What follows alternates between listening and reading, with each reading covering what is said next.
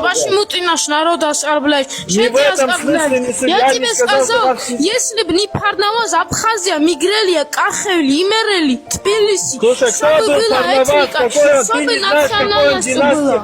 Ты не знаешь, что такое был Парнаваз, какой он династия? Ты плохо знаешь историю, мальчик, ты плохо... Лаша, у тебя имя абхазское, помолчи, слушай, когда абхазы Почему? Откуда ты знаешь, у меня абхазское, не абхазское имя? Ты Лаша, что значит? Лаша, что значит на грузинском? Лаша это святой и означает как сильный и умный. Лаша это святой значит, да? Это святой, это христианское слово. Это происходит из святой Лаша. Ты не Лаша. можешь перевести, слушай, ты Лаша сейчас хочешь это мне перевести. Святой Лаша, знаешь, что это святой Да, Лаша? святой, да, Святой, Лаша святой. есть святой Лаша, есть святой Лаша Георгий. Надо как можно большему количеству людей показывать, кто они такие. Вот это надо делать. А что надо делать? Ты меня перебиваешь, не даешь говорить, что это показывать. Это почти еще народ оскорбляет. Что ты Династию мне... не знаешь.